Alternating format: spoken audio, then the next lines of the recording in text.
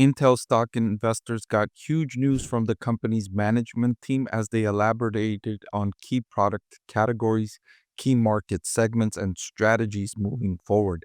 I'll share with you the details and what that could all mean for stock investors and Intel stock investors specifically. Let's get into it.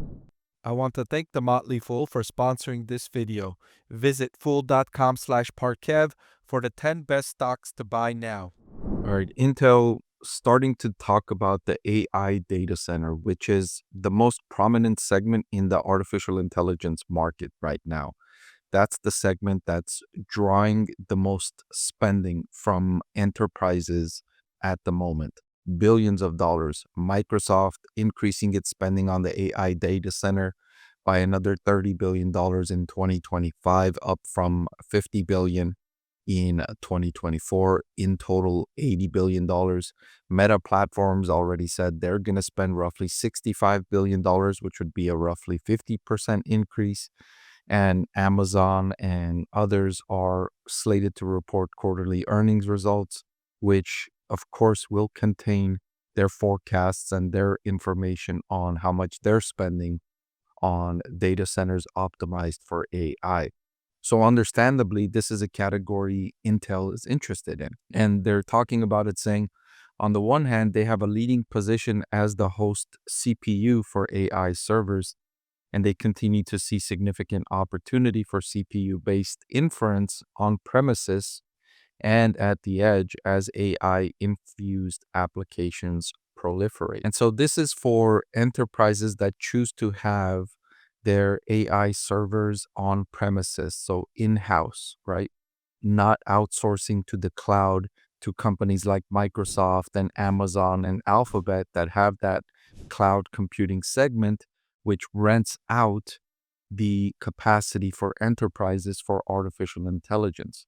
Some companies, instead of outsourcing it and renting it from Amazon, Alphabet, or Microsoft, they have it in-house. They have their own on-premise AI data centers that they utilize.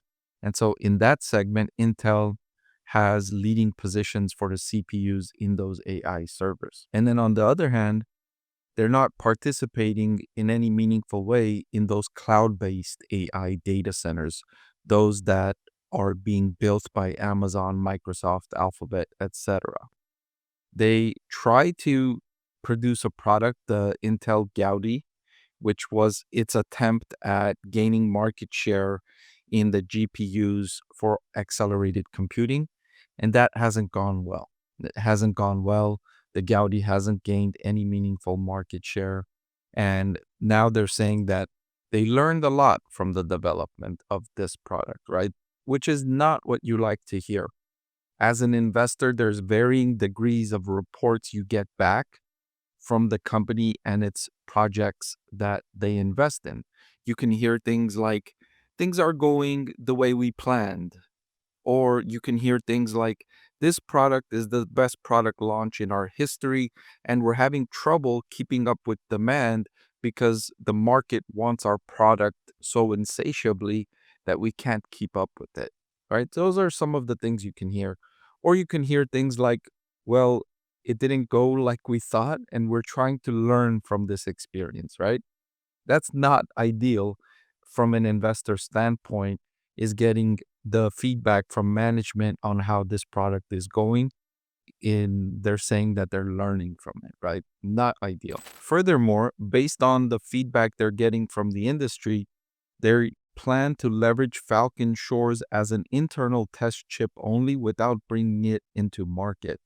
So this new product that they were hoping to launch into the market has gotten such poor response from industry that they're just not even going to launch it as a product. They're just going to use it internally to test and learn from, to hopefully develop the next generation product at a better performance function. So moving on to their Foundry and the Intel 18A, which is a very competitive offering that gives each of them a reason to engage with us. These are external customers for the Intel 18A. But the management team saying that wins or contracts in the Foundry segments are more than just technology. Trust is also a significant factor. The companies that Intel works with, they have to trust that Intel will be able to deliver this technology effectively on the dates promised, in the quantities promised, at the quality promised, all of which Intel has struggled to do in recent years. And so its customers have questioned its ability to do this. The Intel 18A design wins so far provide good validation of the strategy, and they continue to have a healthy request for quote pipeline of potential customers.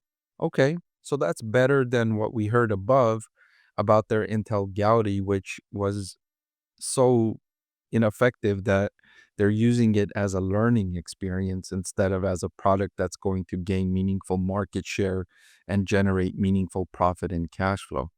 This 18A is going better. They're getting some wins, they're getting some good feedback. There's a good pipeline of customers that they're potentially going to sign. So far, so good with that product. So Intel Foundry right now as it is about $18 billion in revenue, and it's larger than all but one external foundry. So they're not naming the company, but I suspect this is Taiwan Semiconductor Manufacturing, which is the one company that's larger than this in terms of revenue for foundry. But Intel's segment, unlike Taiwan Semiconductor, which is highly profitable, very profitable, Intel's foundry business generated a $13 billion loss in 2024. Now, they have a goal of delivering break-even operating income for Intel Foundry by the end of 2027. So not in 2025, not in 2026, but hopefully by the end of 2027, which is also still a question mark. They don't know if they will be able to achieve that. And they expect to demonstrate improvements this year, but that remains to be seen. The good news for Intel is that pervasive growth in AI is driving accelerating and unprecedented demand for silicon, and there continues to be an unmet need for greater choice and overall manufacturing capacity in the industry today.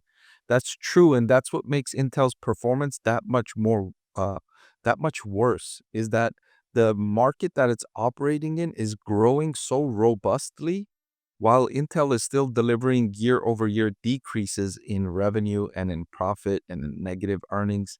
It struggles amid a absolutely thriving industry is really what has investors concerned. But the good news is that the opportunity is there. If it can get things right, it can participate in the growth of this massive industry that continues accelerating even as I record this video. Hey everyone, I'm excited to announce that my book is finally available for sale. I've been working on it for more than a year now, so I'm really excited to finally share this with you now. It goes through my framework for evaluating stocks. Some of you often ask why I like this stock or why I like the other stock, and this framework provides you the things that I look at when I'm evaluating stocks. I've added the link in the description below.